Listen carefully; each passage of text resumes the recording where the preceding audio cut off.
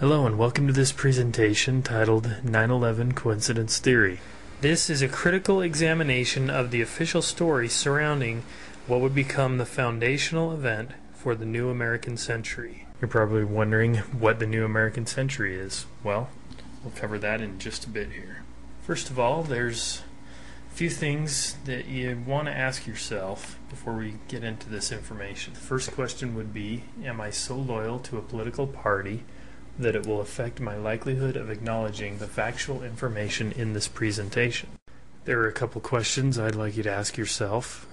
For those of you who consider yourself Democrats or progressives, number one, will I be willing to accept any information that points to Republicans as criminals at face value without examining its validity?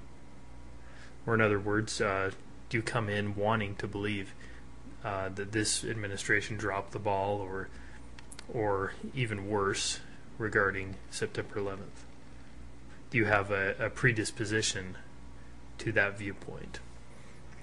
Second question is, will I be willing to follow the information to its conclusions, even if it points to people that I previously respected and agreed with as being criminally negligent or complicit? And the reason I put that question in there is because it's impossible to get to the bottom of what happened on 9/11 if we just limit our scope of the people and organizations we look at to those people who are our ideological enemies. And as we'll see, it does go deeper and farther back than just the Bush administration. Now, if you are a Republican, I have a couple questions that I would like for you to ask yourself. These are questions I had to grapple with myself, and eventually, I believe I answered these questions in the right way. The first one is, do I value constitutional and conservative principles higher than party loyalty? The second question is, do I automatically assume that anyone who would criticize the Bush administration must be a left-wing liberal? Now, there are many types of people who dispute or disbelieve the official count of 9/11. They're a wide cross-section of society, and it's not a homogeneous group. We have conservative constitutionalists or patriots, people in the patriot movement. In fact, they've been on the cutting edge of the 9/11 truth movement right from day one. Individuals like Alex Jones and other patriots have suspected that the official account was untrue really since day one, and even sooner. In fact, if you do a Google video, type in the search terms Alex Warns, you can find a short clip there from Alex Jones' television show where 2 months before 9/11 he actually predicts a massive terror attack, and he speculates that it would have to do with planes and possibly the World Trade Center, and that they would most likely blame it on bin Laden. So anyway, my point with all of that is to show that this is not some movement that came out of Europe or out of the Democratic underground, as many on the right wing try to claim. But we also do have many Democrats, liberals, and progressives who also disbelieve the official account. We have political moderates. We have people who were previously completely uninvolved and undecided politically. And in addition, we have many credible and qualified public figures and experts who have gone on record disputing the official account. And we're going to meet some of them here. We have Representative Kurt Weldon of Pennsylvania. He is Vice Chairman of the House Homeland Security Committee, Vice Chairman of the House Armed Services Committee, and he said, referring to the 9/11 Commission, quote, "There's something very sinister going on here that really troubles me." Weldon told this to Fox News, blasting the September 11th Commission for not taking the claims more seriously. He also said some panel members were trying to smear Schaefer and Abel Danger. Now, Abel Danger was a military operation that Weldon looked into, and much of the information we have about it is thanks to his efforts. And if you'll notice, he is recently being attacked, and in what I believe to be a coordinated attack from the administration in retaliation to these investigations, because he did butt heads with the Bush administration in trying to follow up on the information surrounding Able Danger.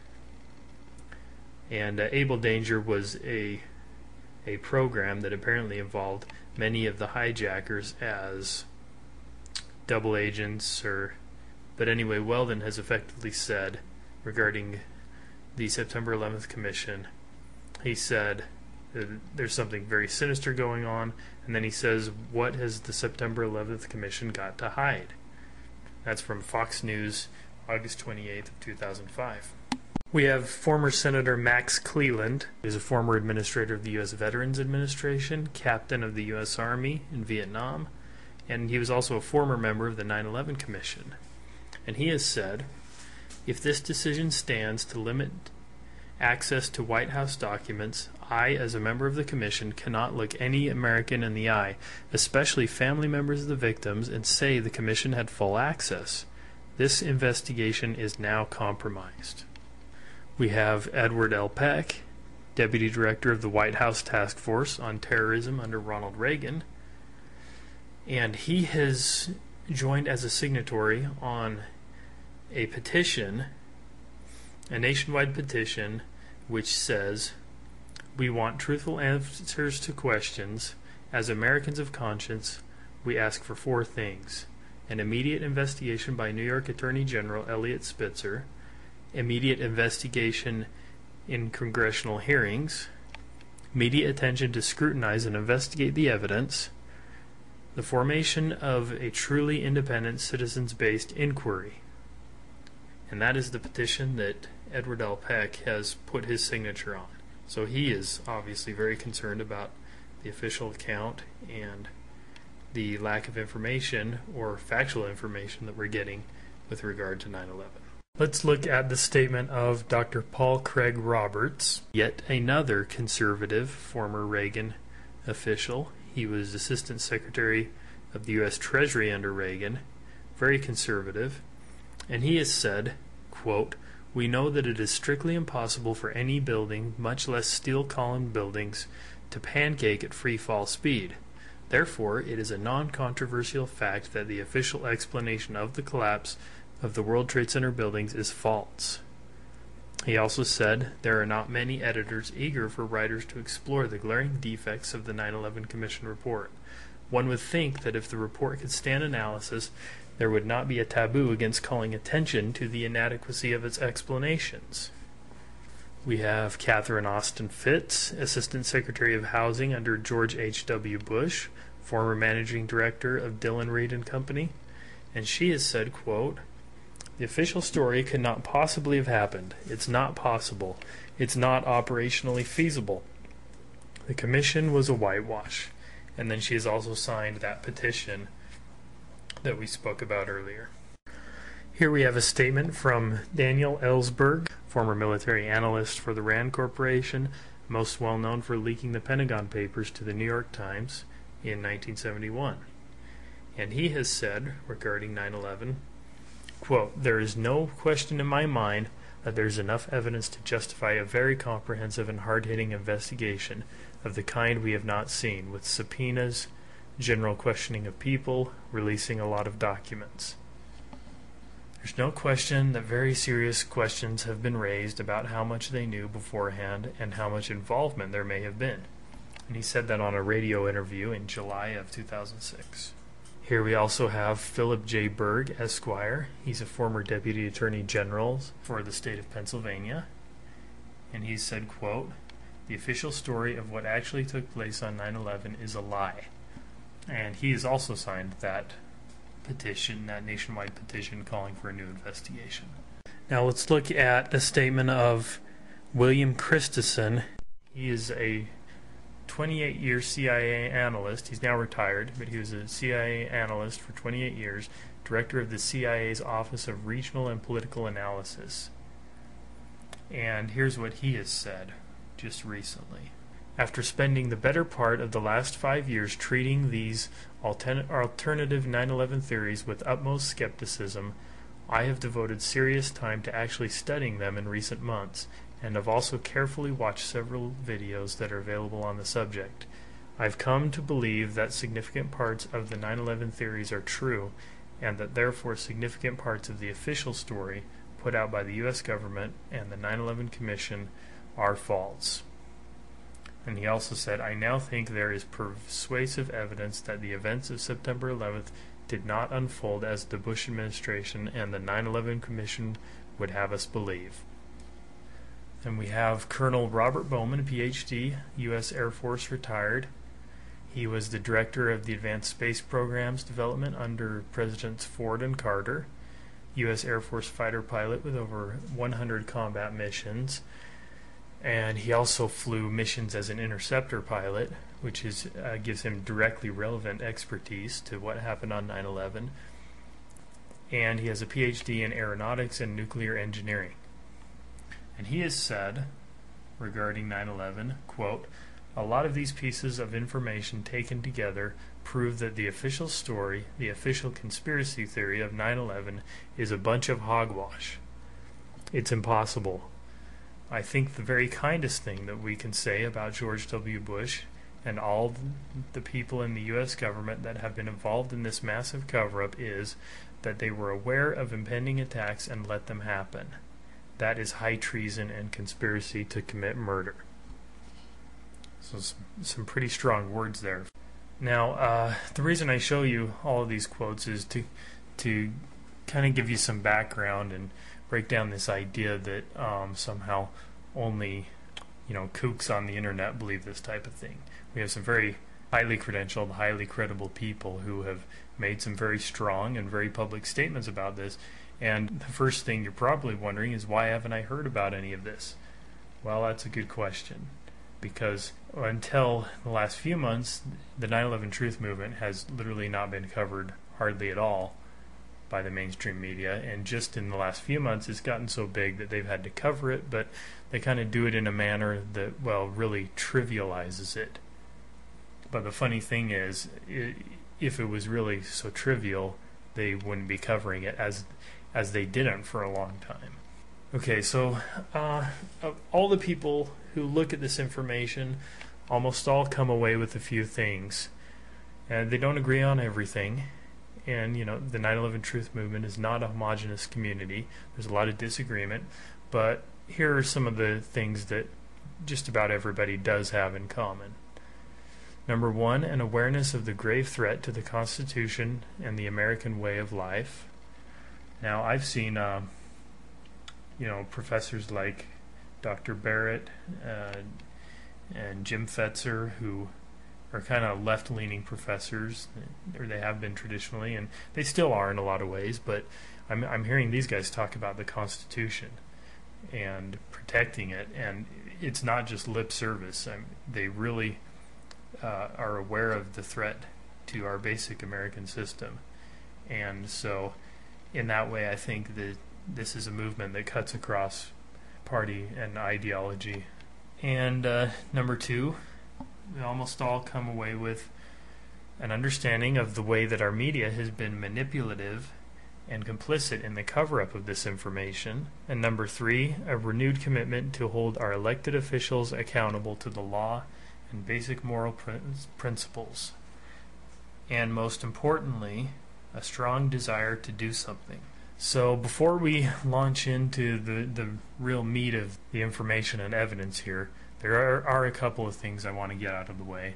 And these are things that tend to be debate killers, logic killers, tactics that are used to avoid a real substantive discussion of these issues. What is conspiracy theory?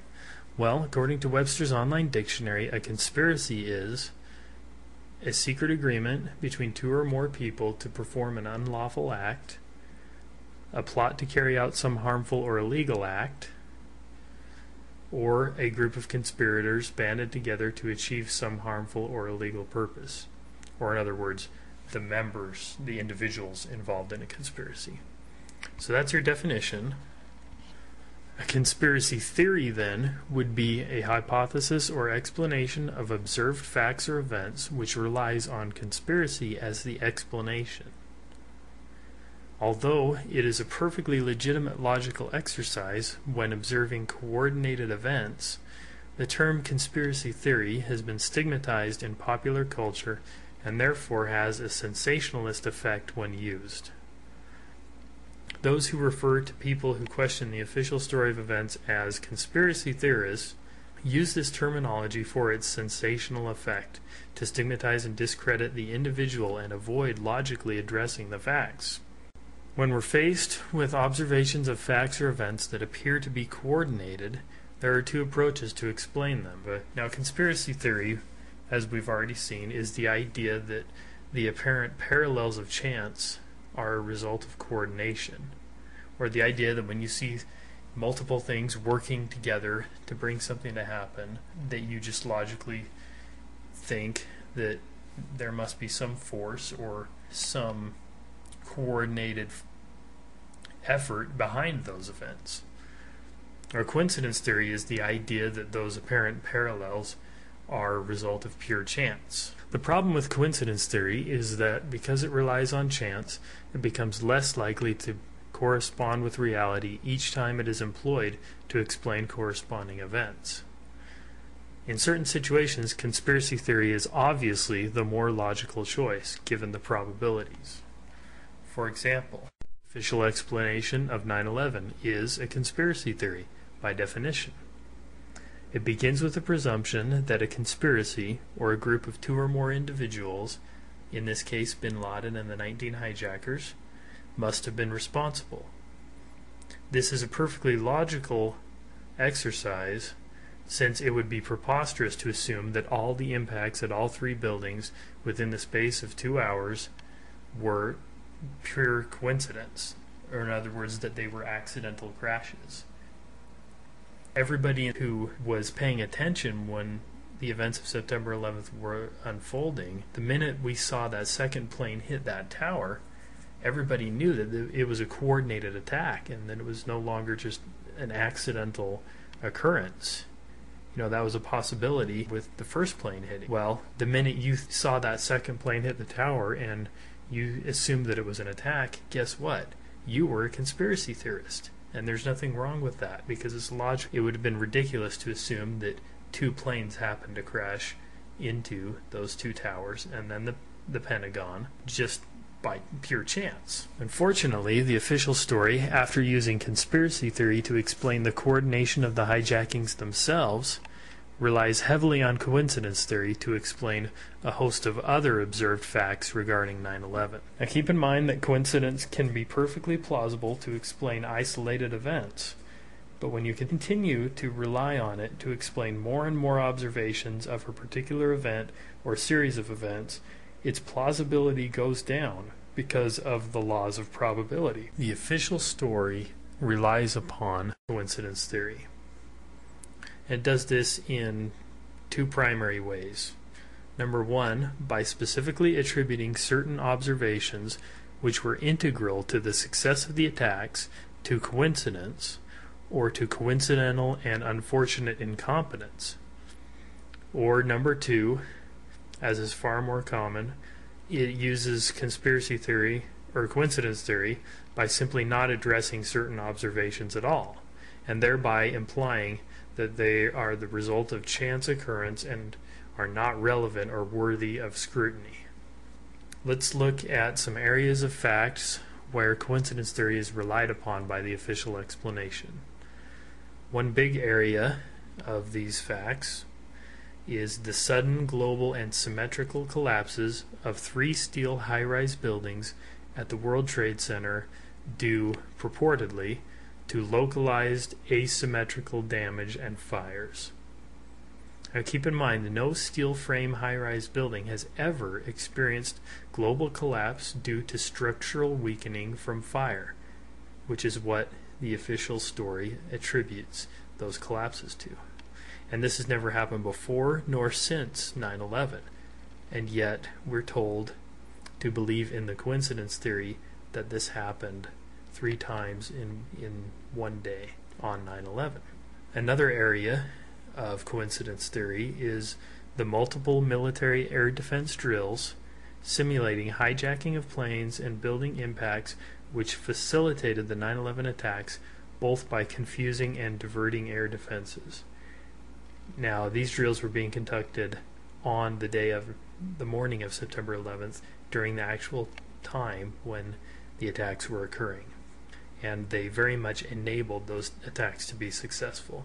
We also have the multiple intelligence failures, which facilitated the attacks, and specific prior knowledge regarding the attacks.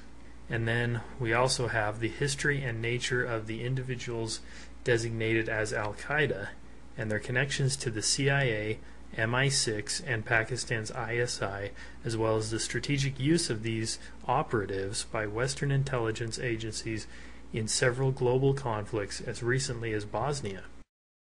We also have the statements of motive prior to 9/11 by individuals and policy groups, many of whom are now the key architects of U.S. foreign and domestic policy.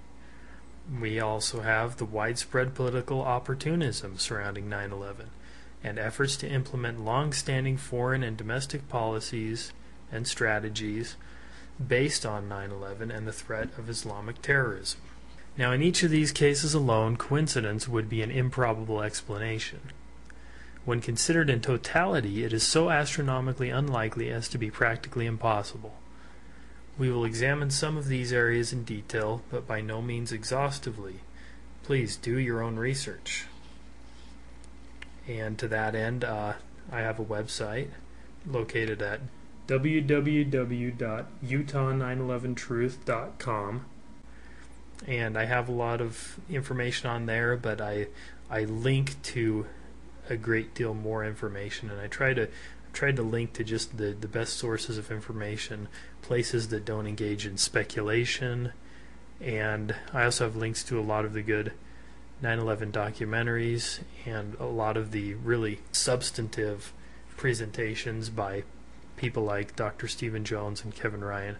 We'll talk a little more about their information later, but Utah911truth.com is a great resource for the information I have there, but even more so for being able to link to good sources of information.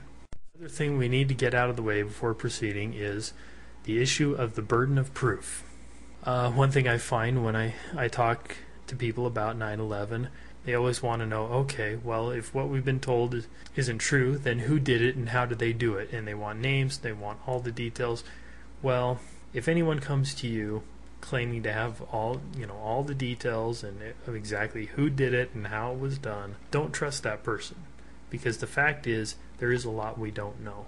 I'm going to tell you what we do know, and I think it paints a pretty definitive picture of what happened. One thing we do know for a fact, the official story is untrue. But anyway, regarding the burden of proof, the thing we have to keep in mind is the burden of proof regarding September 11th is on the shoulders of those who have given us an account of events, just as in a criminal trial.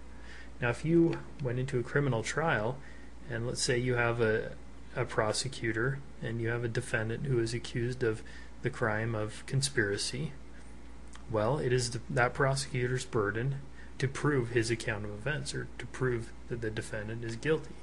The prosecutor doesn't have the luxury of being able to put forth a case that doesn't stand up to the facts, as has been done with regard to 9/11. He doesn't have the luxury of being able to put that case up, and then when the defendant challenges his case, to turn and say, well, okay, if the defendant didn't do it, then who did, and prove it to me. That's not how it works. The burden of proof is on those who have given us the account. The Bush administration and the Justice Department gave us an explanation of the events that bin Laden and 19 fanatical Muslims were independently responsible for the 9/11 attacks. They then asked us to completely change all of our domestic and foreign policy based on this explanation. So given the way that 9/11 has reoriented our society, reoriented all of our governmental priorities, our budgetary priorities, foreign policy, this is the linchpin for everything about what our government is doing right now. And so given that, I don't think it's unreasonable to expect a standard of proof here with regard to the official story. Have our public officials met this burden? Have they even attempted to? Consider the following statement. The FBI has no hard evidence connecting Osama bin Laden to the 9/11 attacks. Now, this statement was made by a man named Rex Toom. He is the chief of investigative publicity for the FBI, and he made this official statement on the record when he was asked by a reporter why Osama bin Laden's wanted poster on the FBI's website did not include the 9/11 attacks among the things that he's wanted for. And it still doesn't to this day. You can see this on your screen, and you can go to the FBI's website and look this up. But anyway, this was his statement. They are officially on record saying they have no hard evidence linking bin Laden to 9/11. That's a staggering admission. So what does this mean? Well, the Bush administration and agencies under its control were apparently so busy acting on their explanation of the events of September 11th that they could not be bothered to substantiate it. It also means that the Democrats were either fine with this, or they were so afraid of appearing unpatriotic that they did not demand evidence before authorizing wars based on this explanation. There are only two possibilities here, and either one should make you angry. Either you are not important enough or intelligent enough for these officials who we elect to serve us to take the time to show you evidence, or they are hiding something. Now, one could argue that maybe they had evidence that we didn't have access to because of the sensitive nature of it. And my argument would be, well, okay, but it's been over 5 years now. You know, where's the evidence? And besides, that still doesn't explain that the FBI admits they have no hard evidence. They're on record saying they have no hard evidence, not just that they don't have evidence that they can show us, but that they don't have it. So that's a huge problem to me. Here are a few questions to ask yourself and keep in mind during this presentation. Number one, why do I believe that Osama bin Laden and 19 Islamic radicals were independently responsible for 9/11? Have I been shown evidence for this assertion? Is my belief in this assertion a result of a logical, empirical process? So is there any reason that I should doubt the official explanation of 9/11? You should doubt the official story because, one, it is in direct conflict with many of the observed facts. Number two, the official story relies heavily on coincidence in explaining multiple facts, making it inherently dubious. Three, certain aspects of the official story have been revised multiple times since 9/11.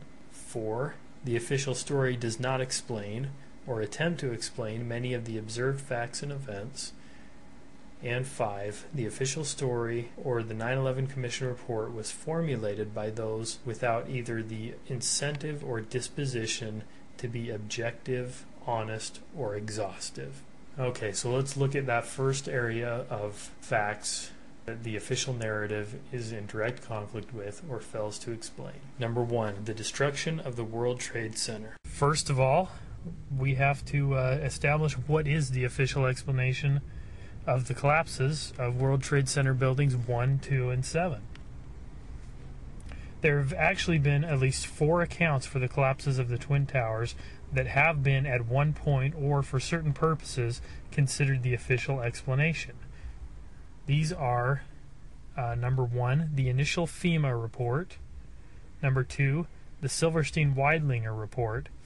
Now this report was a report undertaken by the leaseholder of the buildings, Larry Silverstein, and it was undertaken through private contractors in support of his insurance claim.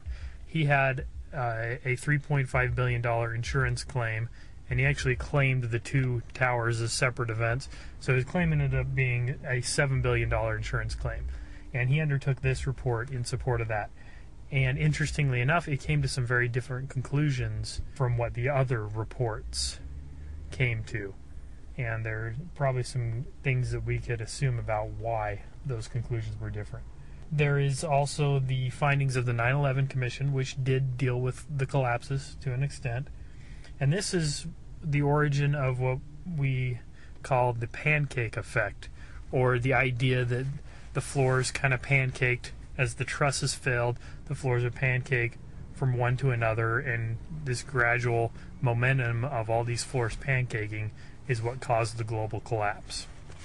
And that comes from the 9/11 Commission report. And then the most recently, we have the 2005 NIST report. The NIST stands for National Institute of Standards and Technology, and they are a government agency. We need to get that out in the open, up right away. They report through Carlos Gutierrez, through the Department of Commerce. And as such, I would argue they have very little incentive to do an objective examination of the evidence here, seeing as how the supervisors that they report to are already relying on a certain version of events. So they have very little incentive to upset that or look at anything that would contradict that. So those are your 4 accounts so far. Maybe there will be more, who knows.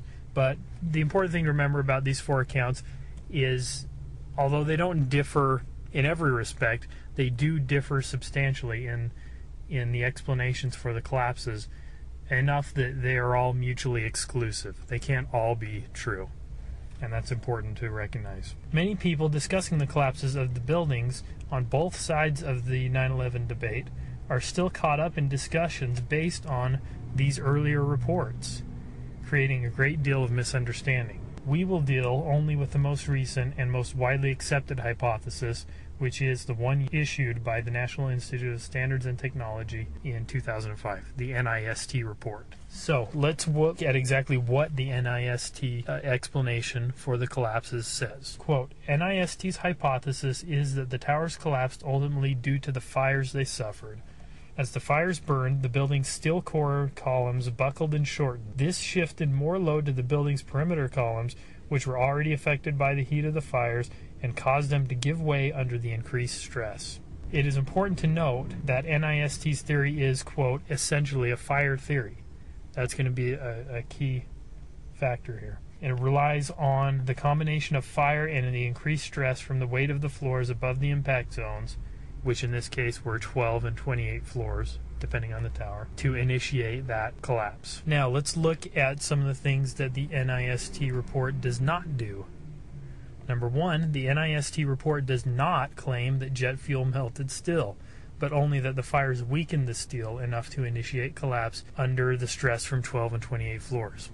So there's a lot of people running around talking about how jet fuel can't melt steel. Well, you know, that's pretty much a given by everybody. It was only some of the initial scientists in the most very initial reports that claimed that the jet fuel had melted the steel.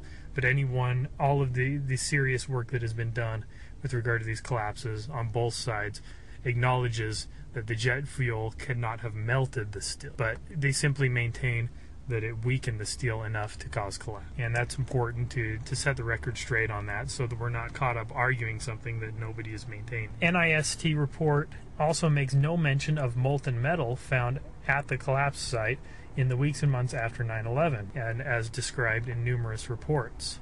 So the fact that they don't claim that the jet fuel melted the steel is a big problem for them, because then how do they explain this molten metal that was found at the base of each of the towers and also at the base of Building 7?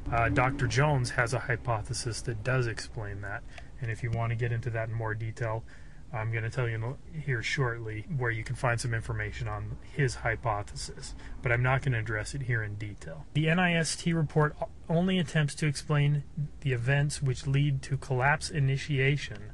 They offer no explanation as to why the collapses were global, or that why, once that collapse was initiated, as they claim, why it would have continued into a global, complete collapse instead of being just maybe a partial or a symmetrical collapse, you know, with part of the building falling down, but not all of it. They don't even attempt to address why that is the case. They only deal with the factors leading up to what they call collapse initiation. And the other very important thing that the NIST report does not do is it does not even attempt to explain the collapse of World Trade Center Building Number 7. They did make some initial speculations as to why that may have come down, but they have not explained it. In fact, we're going to look at that a little later here. They hope to be able to explain it sometime in 2007, but they've had some trouble doing that. In 1975, history performed for us an experiment that was directly relevant to NIST's hypothesis in several ways. On February 13, 1975, the World Trade Center North Tower was beset by a fire, which, quote, burned at temperatures in excess of 700 degrees Celsius for over 3 hours and spread over some 65% of the 11th floor, including the core, and it caused no serious structural damage to the steel structure. In particular, no trusses needed to be replaced. And that is from the New York Times, February 15th, 1975. So how is this 1975 fire relevant to 9/11?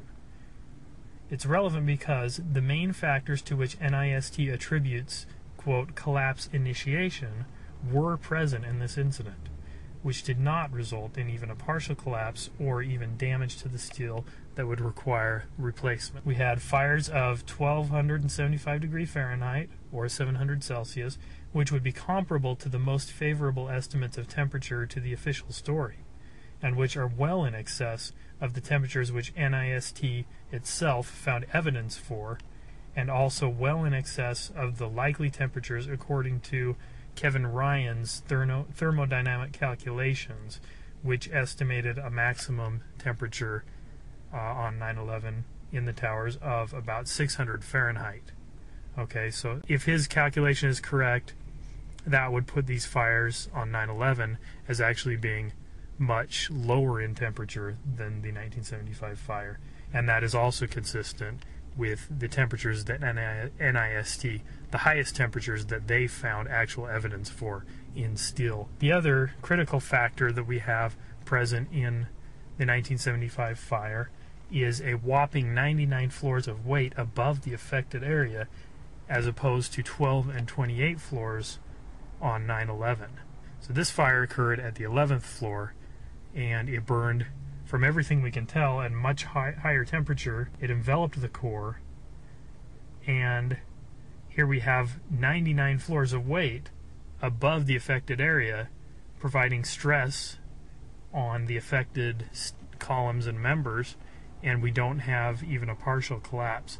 And yet we're expected to believe that on September 11th, that global collapse was caused by 12 and 28 floors of weight above the affected area. So that is a big problem for NIST's hypothesis. What does this mean about NIST's hypothesis? Well, since NIST's hypothesis relies primarily on the combination of weakening of the steel due to fire and not the impact of the aircraft, and the weight of 12 and 28 floors, then a similar collapse should have been observed in 1975 under the weight of 99 floors and fires that burned for twice as long or 3 times as long, depending on which tower you're talking about. Even if the damage to the outer structure from the impacts makes the key difference in initiating collapse, which is not what NIST claims, but even if you believe that to be the case, the shortening of the steel core that NIST attributes to fires alone should still have been observed in the 1975 fire, but it was not. And what about Building 7? At approximately 5:30 p.m. on the afternoon of September 11th, 2001, World Trade Center Building Number 7, a 47-story high-rise steel building, collapsed. It was never hit by a plane, though it had localized fire and damage at the bottom of the south side of the building.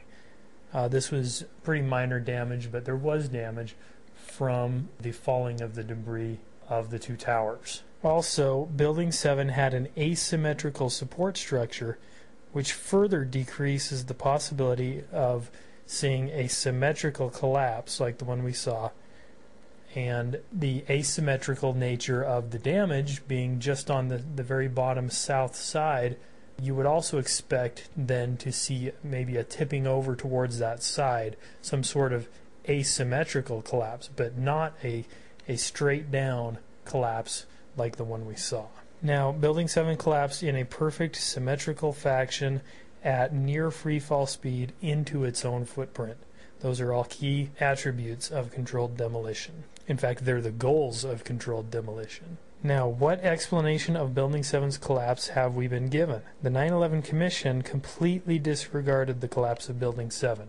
completely ignored it. The NIST report, while it made some initial speculations, has not attempted to explain this collapse. Let's look at this statement from the head of the NIST investigation, a man named Dr. Shyam Sundar, and he was speaking to the New Yorker magazine on March 20th of 2006.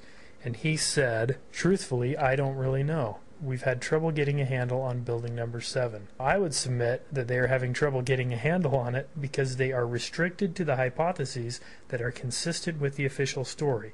In other words, they're a government agency, the people they're reporting to that are signing their paychecks are already relying on the official narrative. They're already relying on a certain account of events. So in NIST, in doing their investigation, they're just restricted by virtue of that. They're not going to come up with anything or look at anything that varies from that. If you substitute the hypothesis of controlled demolition, there's no difficulty in getting a handle on it at all, because all the data is consistent with it. So is there a hypothesis that does account for the observed facts? All 3 World Trade Center collapses exhibited 11 telltale characteristics that would have been expected if and only if these were examples of controlled demolition.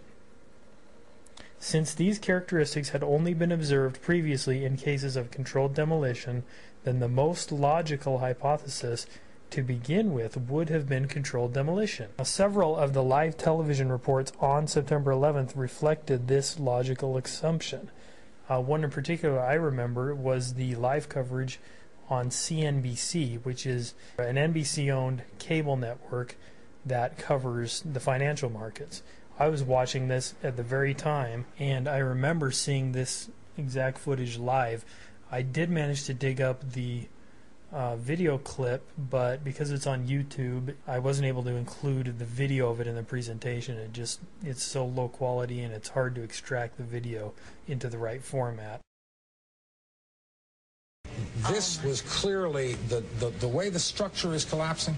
This was the result of something that was planned. It's not accidental that the first tower just happened to collapse and then the second tower just happened to collapse in exactly the same way. How they accomplished this, we don't know. And in addition to that last clip, there's also a famous clip of the live footage of Building 7 collapsing where Dan Rather comments that it looks exactly like a controlled demolition. So this was definitely a natural, instinctive response that many people had at the time. None of the official explanations, however, despite this, has even attempted to explain most of these characteristics of controlled demolition. Here are 11 telltale characteristics of controlled demolition. I'm just going to list them here. I'm not going to go into detail, but these come from Dr. David Ray Griffin's paper, The Destruction of the World Trade Center, Why the Official Account Cannot Be True. Put that into a Google search, you'll come up with his paper, and it's a very good read about these characteristics of controlled demolition. Each of the 3 collapses exhibited all of these characteristics, and they are: number 1, sudden onset; 2, symmetrical collapse, or in other words, straight down evenly; number 3, near free fall speed; number 4, total collapse as opposed to partial or localized collapse; number 5, sliced steel; number 6, pulverization of concrete; number 7, pyroclastic dust clouds. These are a particular type of dust clouds, as you see in the picture here, that are typically only associated with highly explosive chemical reactions. We see these are very common with volcanic reactions. They look very similar. And gravity alone could not provide nearly the kinetic energy required to create this pyroclastic clouds. Horizontal ejections. You see steel beams being ejected horizontally outwards, and in some cases getting embedded into nearby buildings 500 feet away. Gravity could not provide the energy to do that. We have demolition rings, these flashes of demolitions going around the floors that many of the witnesses reported seeing. And we also have number 10, eyewitness testimony of explosions. There is just a mountain of eyewitness testimony of explosions going off, and in some cases long after the initial impacts, and in some cases even down in the basement, which is the testimony of William Rodriguez. He was the janitor and the last person pulled from the rubble, and he talked about explosions happening in the sub-basement, and which is consistent with a controlled demolition, because in a controlled demolition they would have had to blow the core at the base. So his testimony is very important. And then we also have 11, the characteristic of molten metal. NIST's hypothesis cannot account for these pools of molten metal that were observed at the base of not only the two towers where the planes hit, but also Building 7. And Dr. Jones' hypothesis does account for that. Okay, so that's all I'm going to cover, but for further information on controlled demolition, I'm going to point you to the work of Dr. Stephen E. Jones. He's at the physics department of BYU, or he was. He recently retired, largely because of the controversy surrounding this work.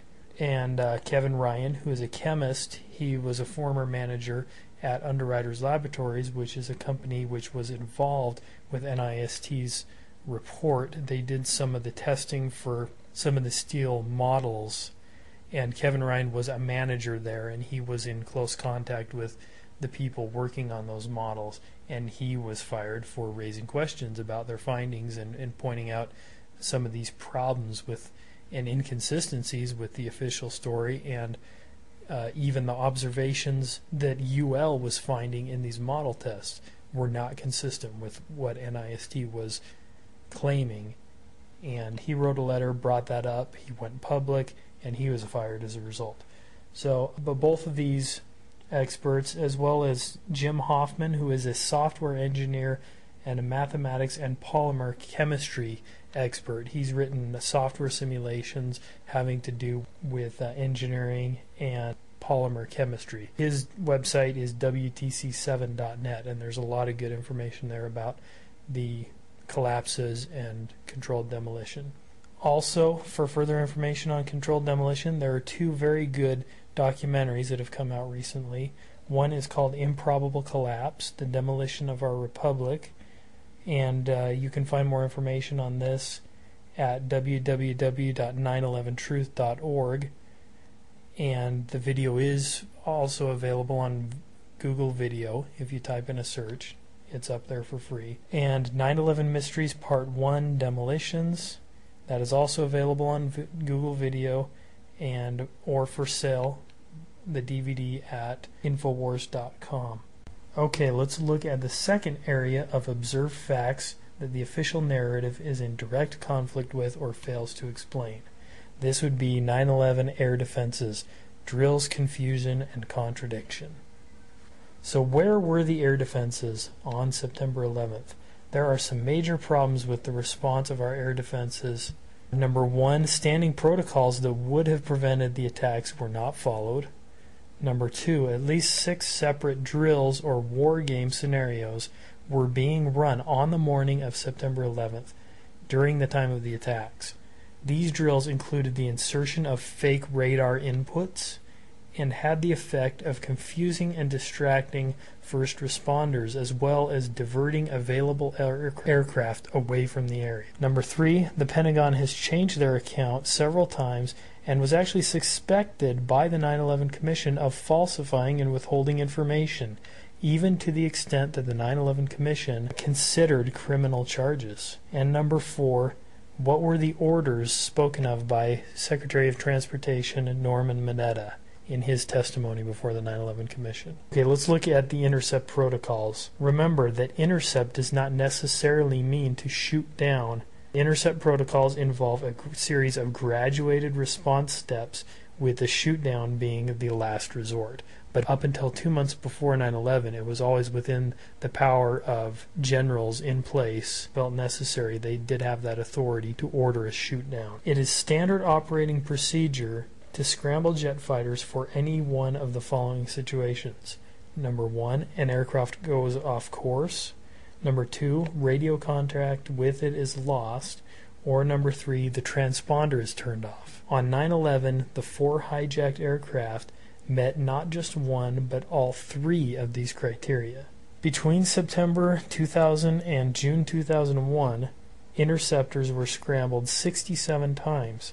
In the year 2000 alone, jets were scrambled 129 times. The Air Defense Network had, on September 11th, predictable and effective procedures for dealing with just such an attack, yet it failed to respond in a timely manner until after the attack was over, more than an hour and a half after it had started. Why were these protocols not followed to prevent the attacks?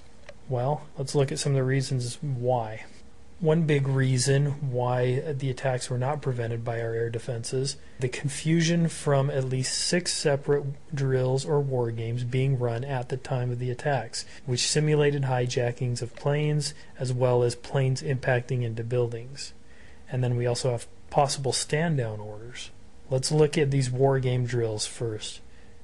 The first drill that we know was being run on September 11th during the time of the attacks was a CIA National Reconnaissance Office exercise, and this involved a simulation of a plane crash into the NRO headquarters near Dulles Airport, Virginia. This was not a terrorism exercise, but it did result in the evacuation of most NRO employees just as the real 9/11 was taking place. So what was the effect of this drill? Well, it made it more difficult for the nation's spy satellites to be used to track the hijacked planes.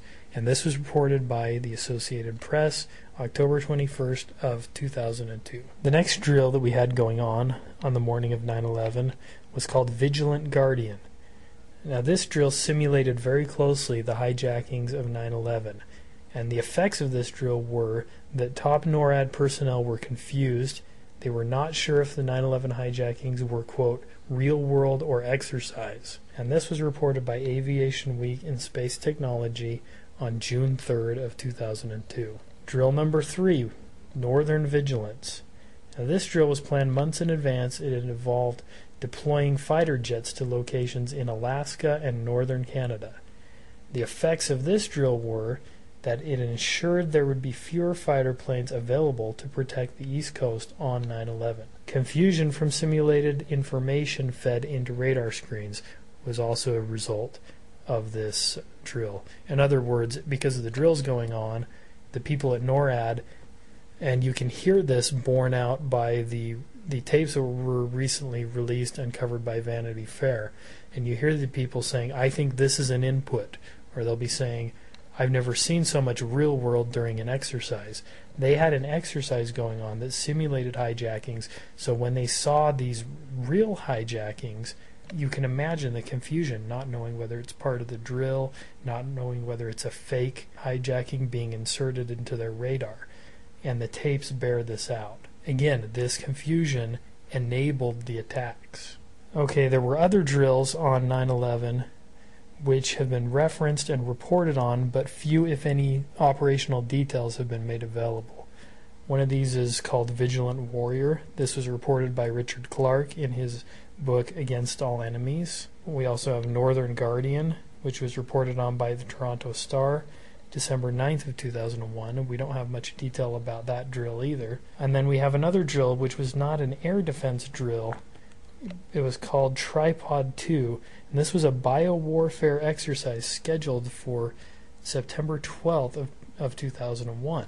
Now this is very interesting. The effect of this drill was that FEMA was deployed to the New York City area on September 10th of 2001. And according to FEMA spokesman Tom Kenny, he verified this and said that they had been deployed the day before 9/11.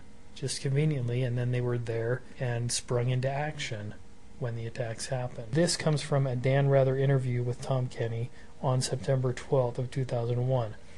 And interestingly enough, Mr. Kenny made this statement on September 12th in this interview.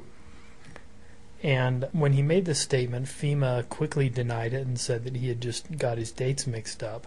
And that was the official statement for a year or two. And then, interestingly enough, Rudy Giuliani, in his testimony before the 9/11 Commission, verified Mr. Kenny's statement, saying that FEMA had been deployed the day before 9/11. And, of course, this was not followed up on by the 9/11 Commission. And then we have the possible stand-down orders. On May 23rd of 2003, Secretary of Transportation Norman Mineta testified before the 9/11 Commission.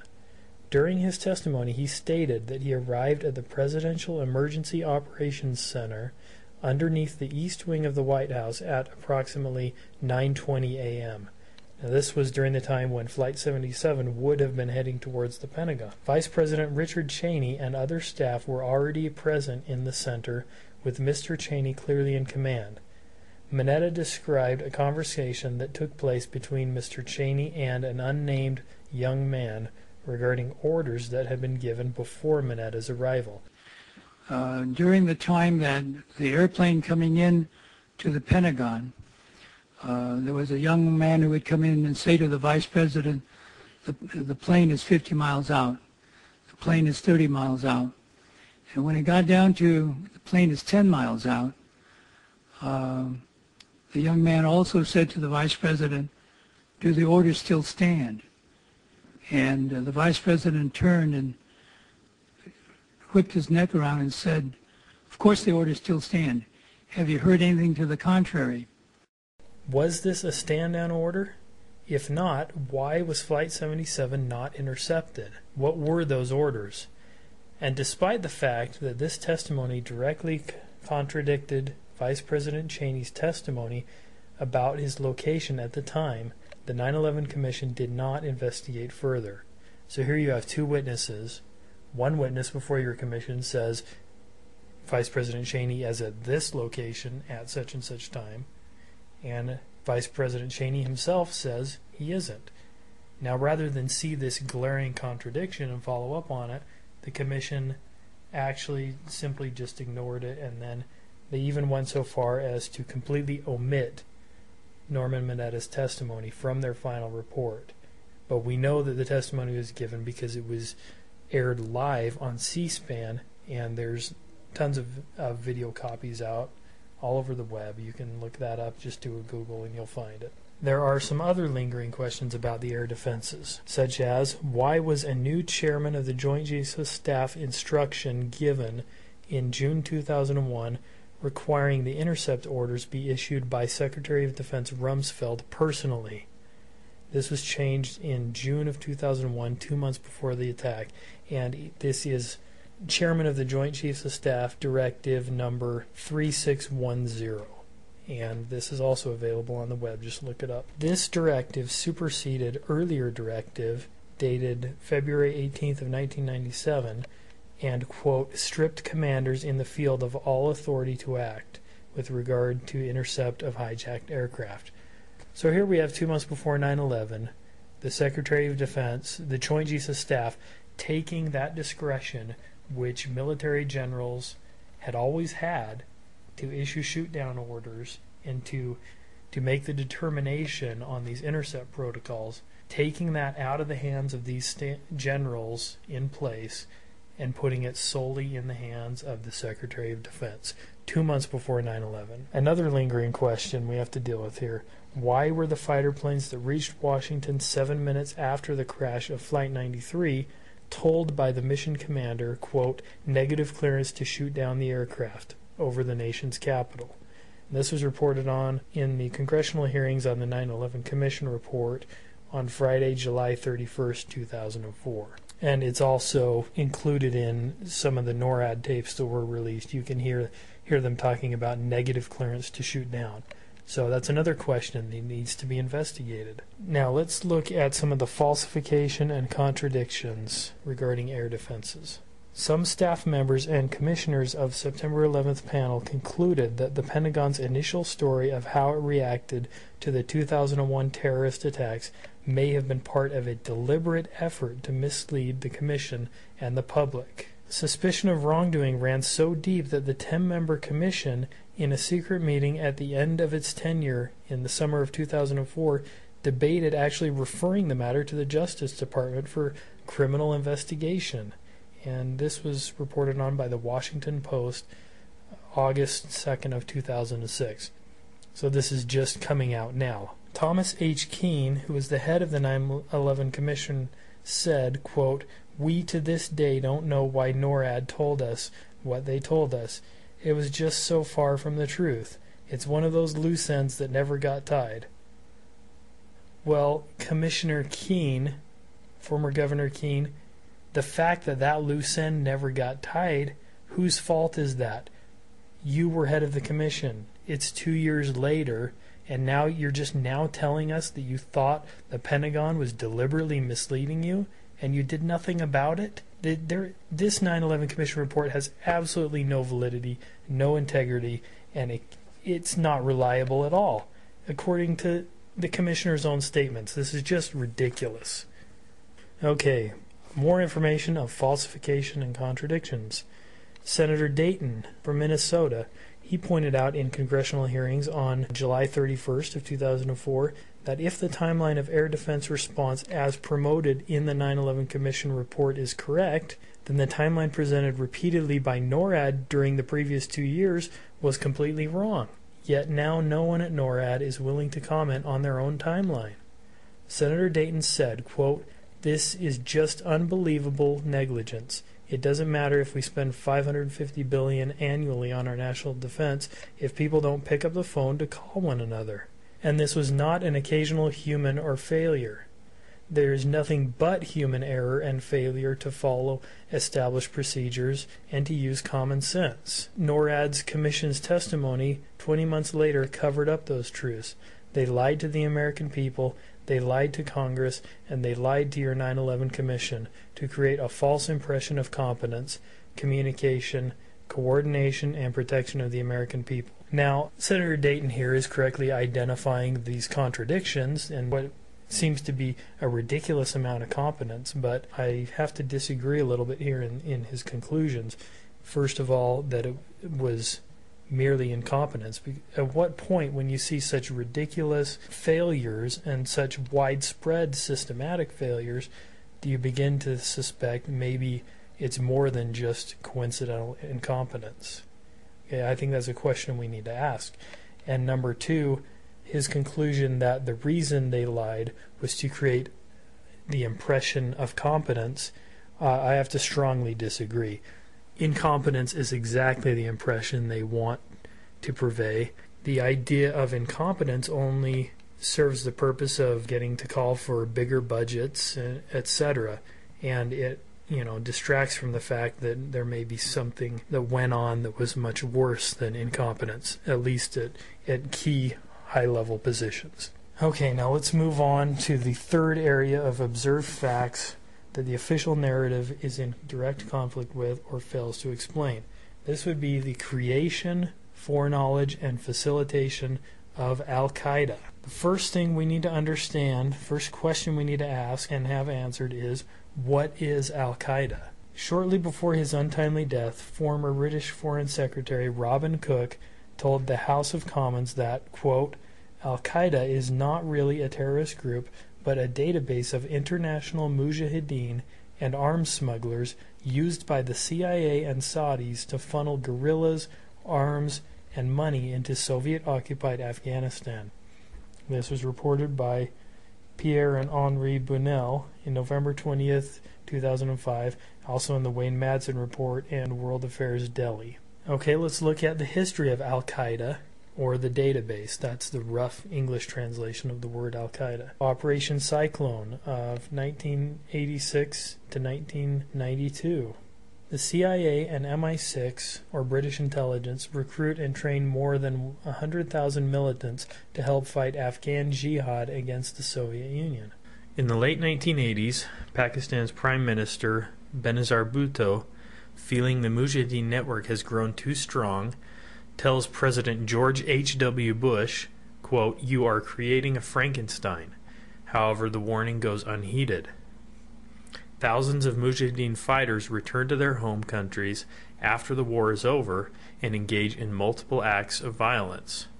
One Western diplomat notes that these thousands would never have been trained or united without U.S. help and says, quote, "The consequences for all of us are astronomical." This was reported by the Atlantic Monthly in May of 1996. Between 1992 and 1995, the Pentagon used Al-Qaeda and bin Laden to fight against the Serbs in Bosnia. The Pentagon helped bring thousands of Mujahideen and other Islamic militants from Central Asia into Europe to fight alongside the Bosnian Muslims against the Serbs.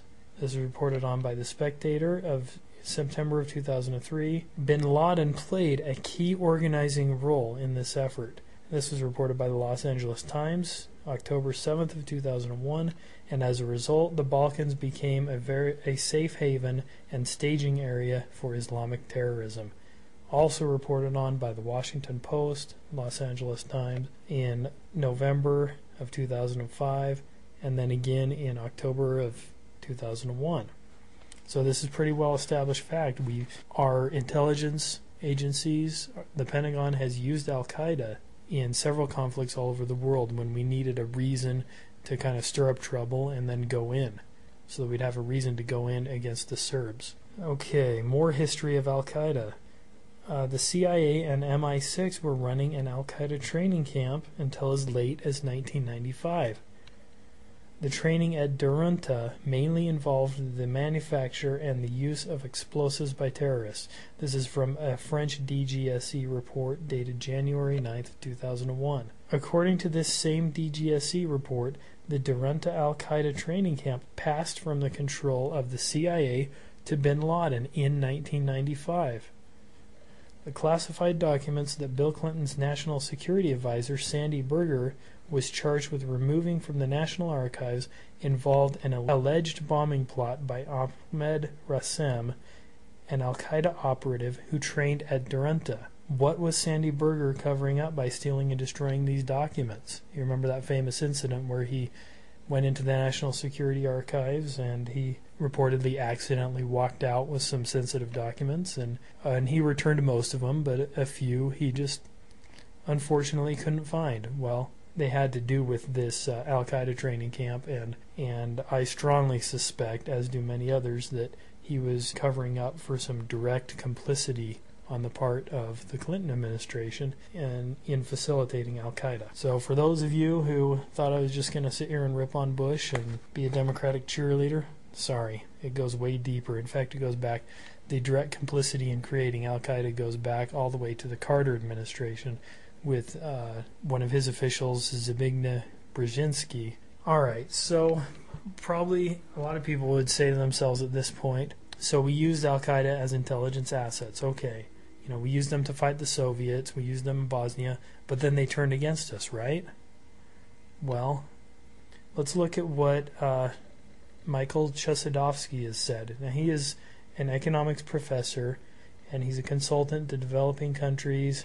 He's part of the Committee on Economic and Monetary Reform, and he's also a researcher and author, an expert on the Yugoslavia wars, and he has written a book called America's War on Terrorism.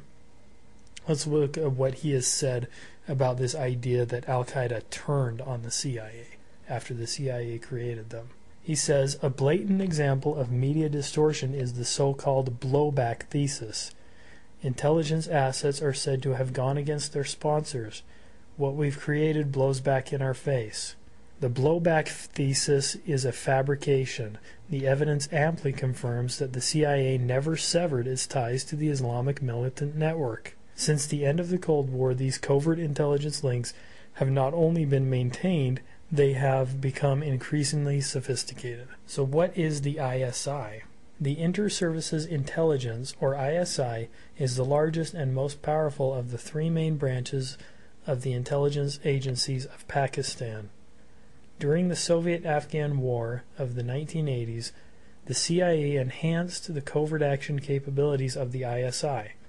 A number of officers from the ISI's Covert Action Division received training in the U.S., and many covert action experts of the CIA were attached to the ISI to guide it in its operations against the Soviet troops by using the Afghan Mujahideen, Islamic fundamentalists of Pakistan, and Arab volunteers. The ISI actively collaborates with the CIA. It continues to perform the role of a go-between in numerous intelligence operations on behalf of the CIA. The ISI directly supports and finances a number of terrorist organizations, including Al-Qaeda. This, again, was reported on by Michael Chossudovsky, Global Research, October of 2001. He was one of the world's foremost experts on this Mujahideen network prior to 9/11, And the day after, literally, he was right out of the gates exposing who is Al-Qaeda, who is bin Laden, and their relationship with Western intelligence agencies. He's been there right from day one, and he continues to talk about this. So what is the relationship between Al-Qaeda and the ISI? In the mid-1980s, the Pakistani ISI starts a special cell of agents who use profits from heroin production for covert actions, quote, at the insistence of the CIA. All right, and quoting from the Financial Times of August of 2001, they said, quote, this cell promotes the cultivation of opium, the extraction of heroin in Pakistani and Afghan territories under Mujahideen control. After the withdrawal of Soviet troops, the ISI's heroin cell started using this network of refineries and smugglers for smuggling heroin to the Western countries by using the money as a supplement to its legitimate economy. But for these heroin dollars, Pakistan's legitimate economy must have collapsed many years ago. The ISI grows so powerful on this money that, quote, even by the shadowy standards of spy agencies, the ISI is notorious. It is commonly branded a state within a state, or Pakistan's invisible government. And that was reported by Time magazine, May 6th of 2002. So here we have an operational link between the ISI and Al-Qaeda involved in funneling, laundering, and shipping drugs, heroin. Okay, so let's look at the CIA and ISI ties to Al-Qaeda, more of them. Selig Harrison, a longtime regional expert working at the Woodrow Wilson International Center for Scholars, says, quote, the CIA still has close links with the ISI. Harrison is said to have, quote, extensive contact with the CIA and political leaders in South Asia. He also claims that the U.S. worked with the ISI to create the Taliban. This was from the Times of India, March 7th of 2001, before 9/11. Operation Diamondback, a sting operation uncovering an attempt to buy weapons illegally for the Taliban, bin Laden, and others, ends with a number of arrests. An Egyptian named Dia Mohsen and a Pakistani named Mohammed Malik are arrested and accused of attempting to buy Stinger missiles, nuclear weapon components, and other sophisticated military weaponry for the Pakistan ISI. This was reported by the South Florida Sun, Sentinel, 8 of 2001, Washington Post, 8 of 2002.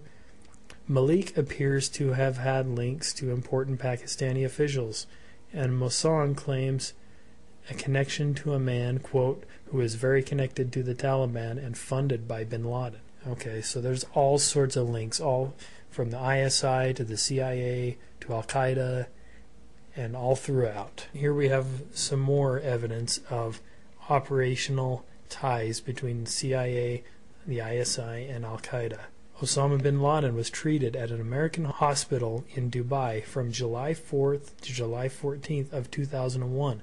This is just 2 months before the attacks. He was accompanied by his personal physician, also by Ayman al-Zawahiri, and other local dignitaries. During his stay, he was visited by a local CIA official.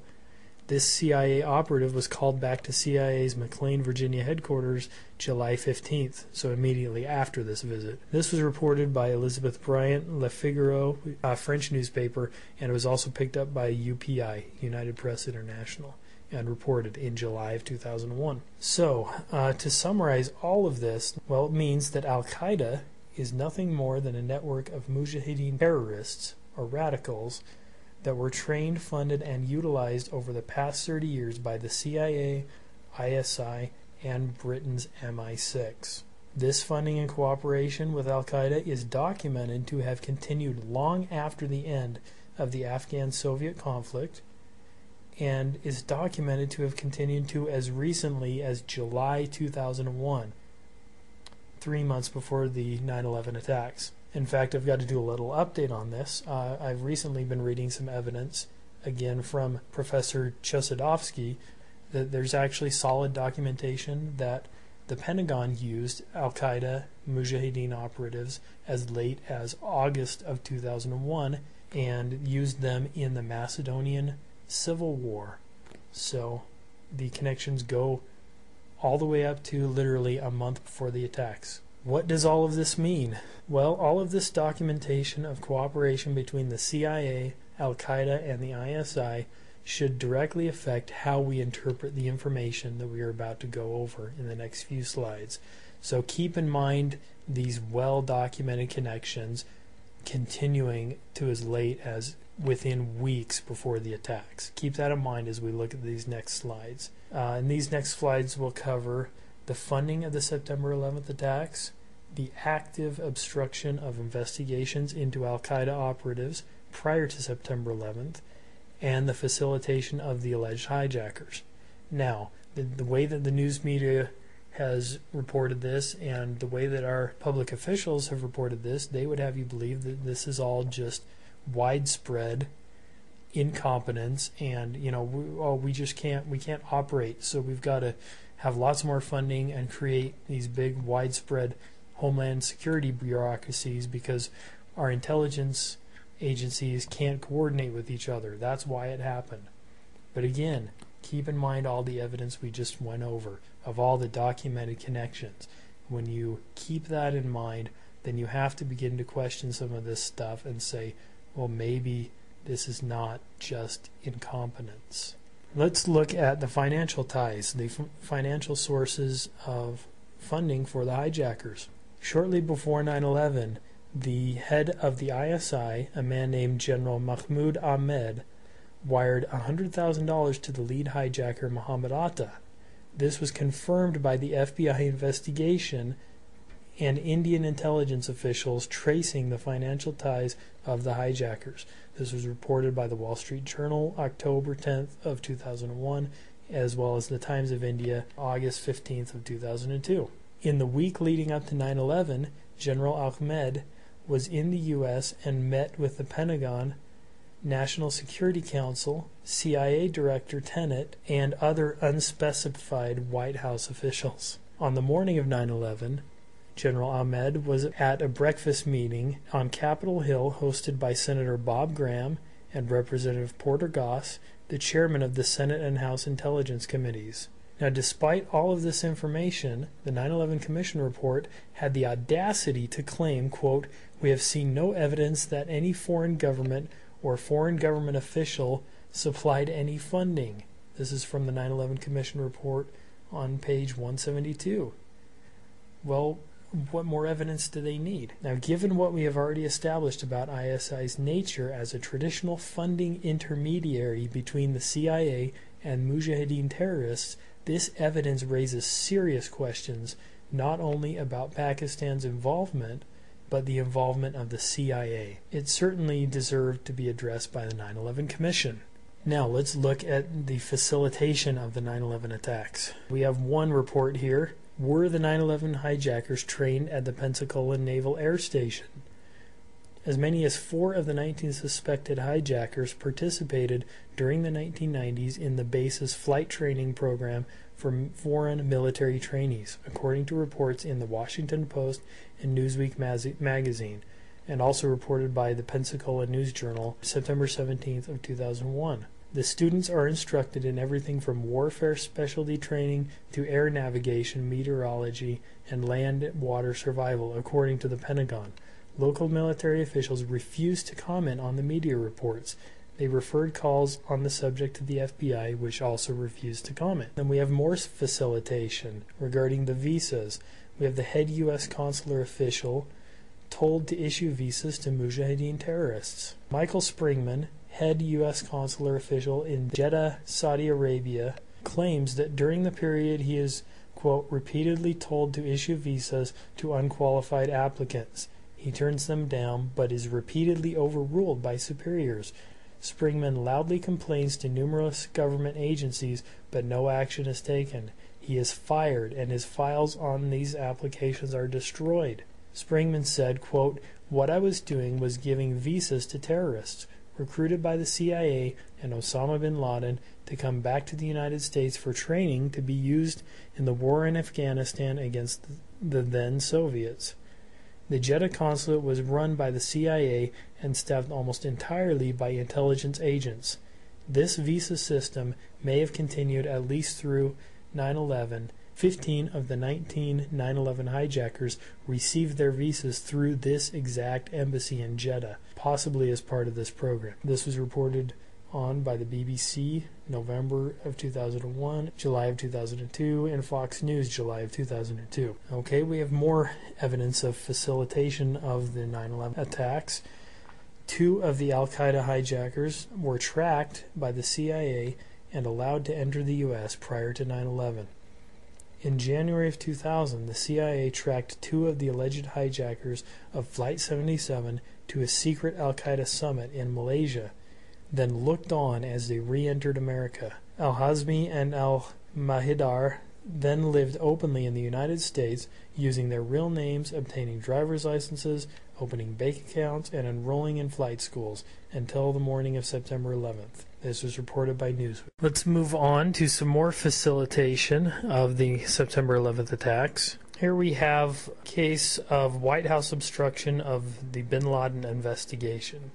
In July 2001, FBI counterterrorism expert John O'Neill says, quote, "The main obstacles to investigate Islamic terrorism were U.S. oil corporate interests and the role played by Saudi Arabia in it."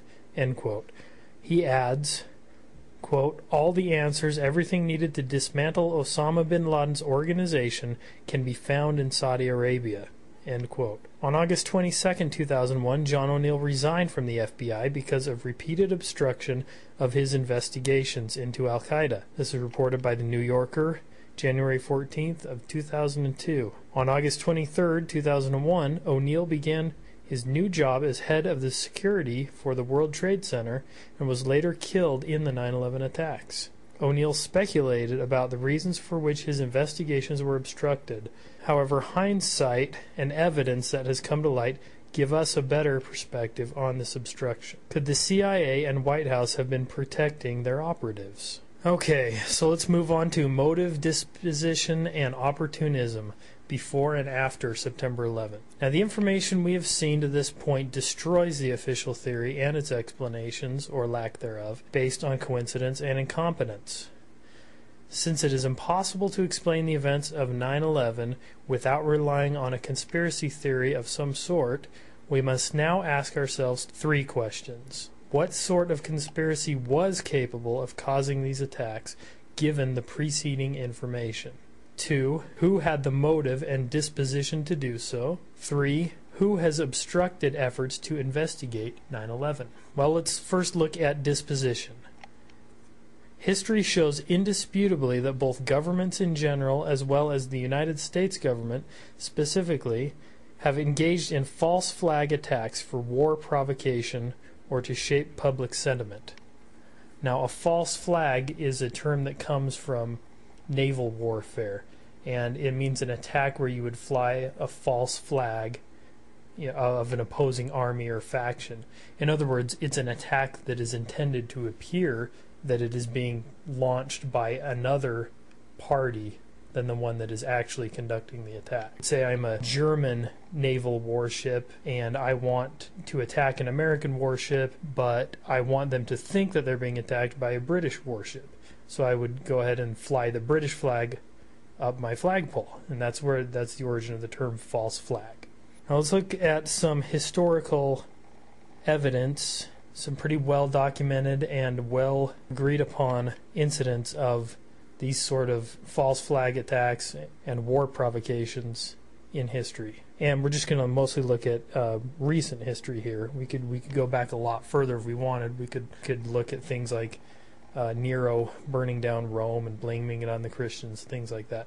But these are all from pretty recent American history. First of all, we have the sinking of the battleship Maine, and this was used as the initiating act to draw the United States into the Spanish-American War. We have the sinking of the Lusitania, which drew the United States into World War I, and which is now pretty well understood to have been, at the very least, intentionally provoked by the United States. We have the Reichstag fire incident, and this enabled Adolf Hitler's rise to power. Shortly after his initial election, he was looking for a reason to consolidate power and pass legislation, which he later was able to, and he accomplished this by having Hermann Göring set fire to the German Reichstag, or Parliament building, and the resulting national fervor and fear enabled him to pass the Enabling Act, which he would not have otherwise been able to. We also have the Pearl Harbor attacks, which is now documented to have been well known to the Roosevelt administration, and in fact it appears that naval forces may have been intentionally sent to Pearl Harbor in order to increase the magnitude of those attacks. And this was done because the American public at the time did not support the idea of involvement in World War II. In fact, Roosevelt campaigned for election by promising to keep America out of World War II. Americans were very much opposed to getting involved in yet another bloody European war, and they didn't see any national interest in doing so. So the Pearl Harbor attacks, as any historian would admit, provided the wave of public sentiment needed for America to enter the war.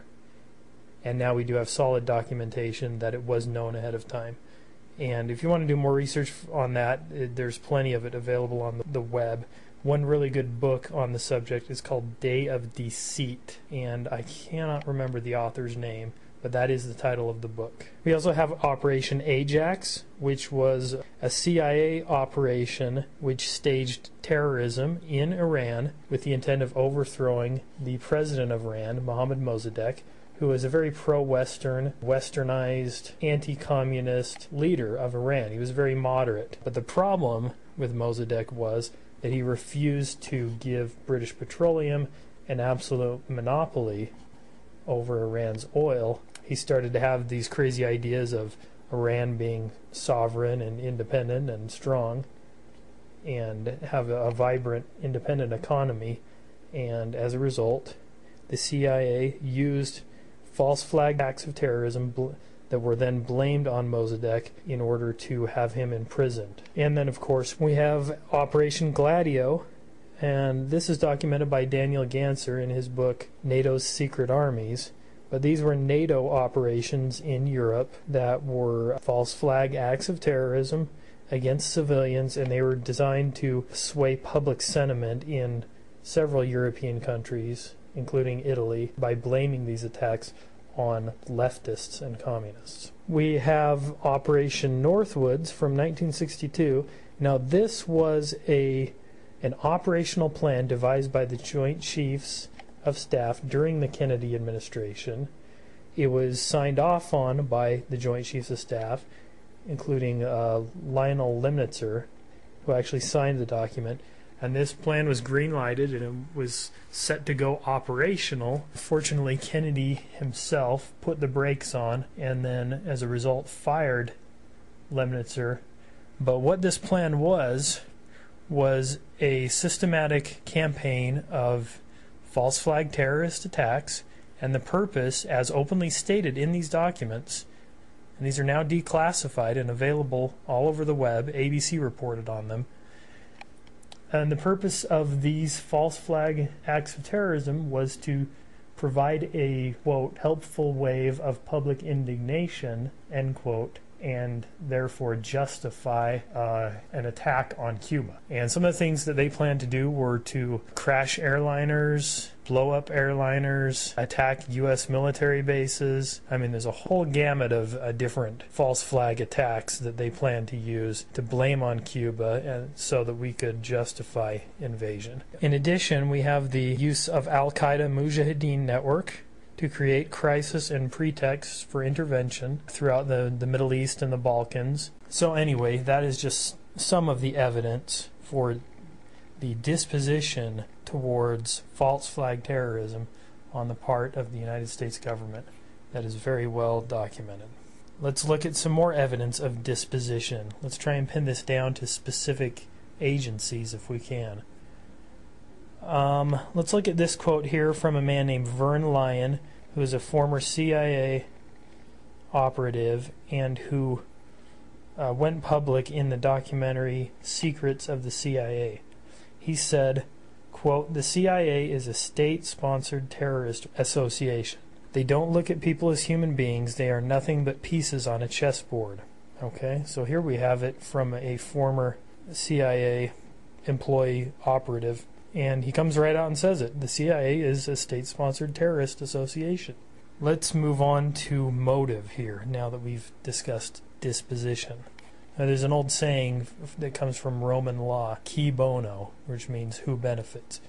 Anytime you're looking at a crime, it's, at the very least, it's helpful to look, it's not always a sign of guilt, but at the very least it's useful and helpful to look at who benefits from an event or a crime.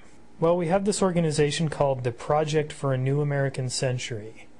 Now, they're not a shadowy organization at all. They're very open and public. In fact, they have a website. It's located at www.newamericancentury.org. And this is a foreign policy think tank. It was founded in 1997, and its open stated goal is to promote American global leadership and military dominance. Among this project's members are many current and former Bush administration officials and other key figures. And some of the prominent names are Dick Cheney, Donald Rumsfeld, Paul Wolfowitz, now head of the World Bank, Scooter Libby, Jeb Bush, William Crystal, Elliott Abrams, and more. So how does this relate to motive? Well, let's look. In September of 2000, the Project for the New American Century published a report titled Rebuilding America's Defenses, Strategy, Forces, and Resources for a New Century. This report calls for America to assume its role as the world's lone superpower and calls for a transformation of America's military into a dominant worldwide force. On page 51, this report states, quote, "The process of transformation is likely to be a long one, absent some catastrophic and catalyzing event, like a new Pearl Harbor." So here we have this foreign policy think tank that has as members many current and former George W. Bush administration officials, publishing a report almost exactly a year before September 11th. And what do they say? Well, we want to make all these changes. We want America to be the dominant military in the world, but that's a transformation that's probably going to take a long time unless we have some sort of catalyzing catastrophic event, like a new Pearl Harbor. Well, a year later, they got it. Remember from the most initial news reports, almost from within an hour of the attacks, the media was all parroting one talking point about it, and that was that this is a new Pearl Harbor. Also, the Foreign Affairs Journal, that is the publication of the Council on Foreign Relations, they were talking about how you could have some sort of new Pearl Harbor.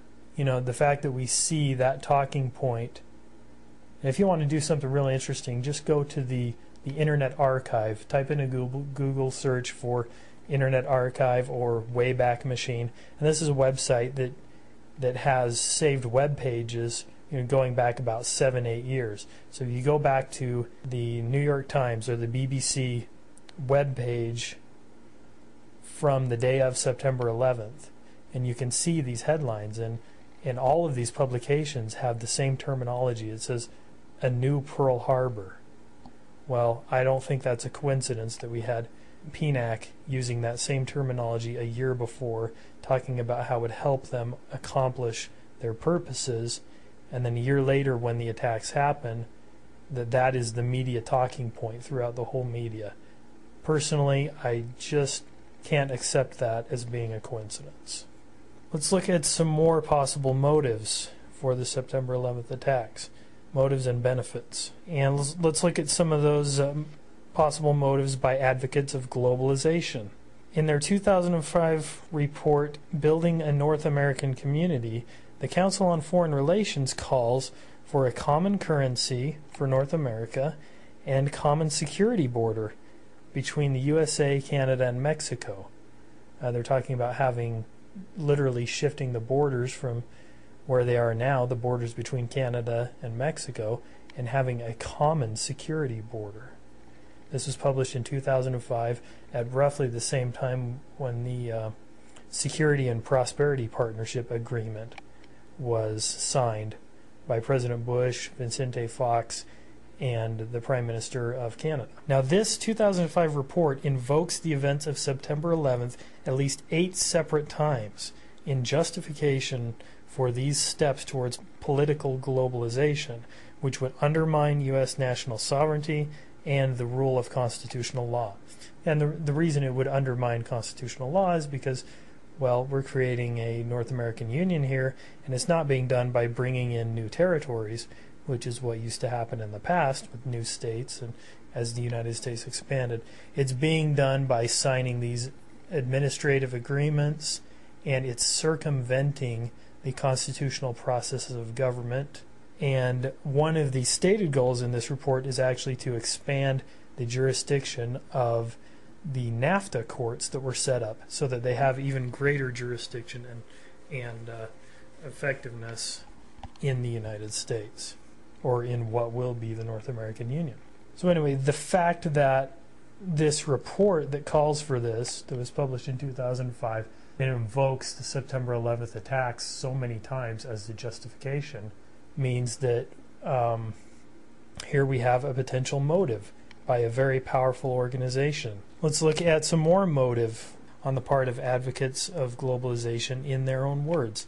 Now, on September 12th, 2001, former Senator and Council on Foreign Relations member Gary Hart, on the day after the 9/11 attacks, was on C-SPAN, and he said, quote, "There is a chance for the President of the United States to use this disaster to carry out what his father talked about, and that is a new world order." Okay, so rather than joining us all in mourning, what is the CFR doing? They're being opportunistic. They're looking at this, at the very least, they're looking at this in a time when the rest of the country was in mourning, and they're saying, how can we use this to create a new world order? That alone turns my stomach a little bit, but I also look at it and I have to say, well, here's another clear motive. Let's look at some more potential motive on the part of advocates of globalization. Here we have a statement by Henry Kissinger. This statement was made on May 21st of 1992 at what is called the Bilderberg meeting. Now, the Bilderberg meeting is something that until very recently was denied to have ever existed. But now it has become so reported on and so documented, it is now admitted to exist. And Henry Kissinger was at this meeting in 1992, which is basically a gathering of world financiers, policymakers, government officials, and that happens every year under very secretive circumstances and very tight security. Henry Kissinger, at this meeting in 1992, he said, quote, "Today Americans would be outraged if UN troops entered Los Angeles to restore order. Tomorrow they will be grateful. This is especially true if they were told there was an outside threat from beyond, whether real or promulgated, that threatened our very existence. When presented with this scenario, individual rights will be willingly relinquished for the guarantee of their well-being granted to them by their world government." Now, what is the significance of this statement? Well, if it was just said by some joker on the street, it wouldn't be very significant at all. But when you consider the sway that Dr. Kissinger holds with the current administration, we have Bob Woodward's book, which came out recently, called State of Denial, where he lays out his assertion that Dr. Kissinger is actually the policy architect behind the war in Iraq. And now, whether that is completely true or not, I have no reason to disbelieve Mr. Woodward. But whether that is completely true or not, we do know that he is an insider in the George W. Bush administration, and he is very, very much somebody who is looked to in formulating policies. And given that established fact, a statement like this, it troubles me very much. And again, it is more evidence of potential motive. Okay, now let's look at some of the circumstances that came into play after the attacks. And I call this section Propping Up the Official Myth. Now, if you remember, the Bush administration resisted a formal investigation into the 9/11 attacks, but eventually relented under pressure from the victims' families. The director of research for the 9/11 Commission was a Bush administration insider named Philip Zelikow, who was later revealed to have also been the primary author of the Bush preemptive war doctrine. Okay, so this is the guy who wrote the preemptive war doctrine, the idea that we have the duty to go out and take on gathering threats, nations that may not yet pose a significant threat or a clear and present danger, but nations that had the potential to pose a threat later on. And that was a significant shift in foreign policy. It's a shift from the established conventions of war that nations had been, responsible nations had been operating on for a long time. And this guy wrote it. So there can be no doubt that he is an administration insider, and he was appointed to be the director of all the research for the commission. So he controlled basically what information was researched and what was not. Now, Professor Zelikow's area of academic expertise, and this is very interesting, rather than being qualified in criminal investigations, Professor Zelikow's area of academic expertise is, in his own words, the creation and maintenance of public myths or public presumptions. In his academic work and elsewhere, he has taken a special interest in what he has called, quote, searing or molding events that take on transcendent importance. This is from his own biography page on Wikipedia. In the November-December 1998 issue of Foreign Affairs, the publication of the Council on Foreign Relations, yes, he also is a member, he co-authored an article entitled Catastrophic Terrorism. This is 3 years before the attacks, almost. In this article, Professor Zelikow speculated that if the 1993 bombing of the World Trade Center had succeeded, quote, such an act of catastrophic terrorism would be a watershed event in American history. It could undermine America's fundamental sense of security. Like Pearl Harbor, the event would divide our past and future into a before and after. The United States might respond with draconian measures, scaling back civil liberties, allowing wider surveillance of citizens, detention of suspects, and the use of deadly force. So here we have that same terminology again, a new Pearl Harbor. What is going on here? So what does all of this mean? Well, it means, at the very least, that organizations and individuals of significant influence in the Bush administration stood to benefit from the 9/11 attacks. Those stated benefits have been realized in the wake of 9/11. It also means that after caving to pressure from the victims' families, the Bush administration conceded to an investigation and then placed in a position of key influence as director of all research an insider. And it means that this administration insider, rather than being an expert in criminal investigation, was quite possibly and likely the most qualified individual in the world at the time to fashion a reorienting national myth around the events of 9/11 that would serve as a foundational transcendent event for the war on terror and the new American empire. Okay? None of that is disputable, and I will leave you to draw your own conclusions based on it. As you can see, there's a lot of dots, and the lines between them don't have to go very far. I think we're starting to get a picture of what is going on. Okay, so what can be done about this? Well, much has been done, and many Americans are becoming aware of this information. You are not alone, and this is not a fringe minority of Americans.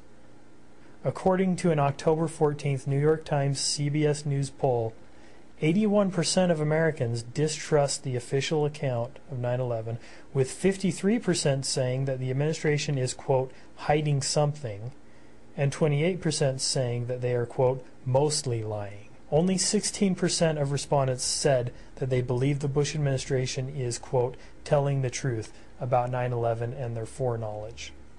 Why has this happened? This dramatic shift in public opinion has happened despite a complete refusal by the mainstream media to address the problems with the 9/11 Commission report and alternative explanations seriously. This shift has happened due to grassroots efforts of people who have become aware of this and become active in spreading the truth. So, in summary, let me give you my recommendation as to how we ought to deal with this problem we're facing. First, we must accept responsibility for our mistake as American citizens. Instead of reacting with historical perspective and vigorously investigating all of the relevant facts, we have failed our posterity and allowed our reason and judgment to be corrupted by a horrific event. We looked for, accepted, and acted upon answers that were given to us while the shock and awe psychological effect was still fresh, and long before such claims could possibly have been validated. We gave in to fear. Our public officials were so ready with their answers and solutions, encouraging us to act on these irrational impulses. Irrational because they were based, as admitted, on no hard evidence or empirical process to which the American public was given access. For this, history may never forgive us. 5 years after this tragic event, we must acknowledge that it is the seminal foundational event which has justified the hostility to and erosion of our constitutional republic and the principles which it embodies. We need to act immediately to reverse this course and heal the open infected wound upon our nation. That is, the September 11th attacks. A wound which does not heal because of the actions and rhetoric of those whose agenda and aspirations constantly benefit from its reopening. Unless we act now to heal this wound through a relentless pursuit of truth, a commitment to bring to justice those truly responsible, and most importantly, a complete rejection of fear as a basis for political action, we will have to face our children and grandchildren and admit that we failed them as the trustees of their liberty and prosperity, which the Constitution was designed to secure to them. Some things that we can all do. While we can speak to our friends, our families, our neighbors, and even complete strangers, it is worth leaving our comfort zone to save our constitutional republic. Burn and or distribute activist DVDs of September 11th documentaries, or send video links to your email list. DVD copies are available for free in the Salt Lake area if you want to get a hold of me. Links for the following powerful documentaries can be found easily by searching www.video.google.com and entering the following search terms: Terror Storm, Loose Change, 9/11 Mysteries, Improbable Collapse, Steve Jones, and others. There is a growing number of candidates from all over the political spectrum who support a new investigation into September 11th. Support these candidates in local and national races. Vote for and promote candidates who support the Constitution, government accountability, and the rule of law, regardless of their party. Write letters to the editor of your local newspaper exposing the truth and in support of a new 9/11 investigation. Send links to relevant research news articles and videos to your whole email list. And the most important thing that we can all do is rise above the fear. Thanks for listening to this presentation. Nothing is left but steel and fire, and the blood boiling in my veins. I look to the sky and close my eyes.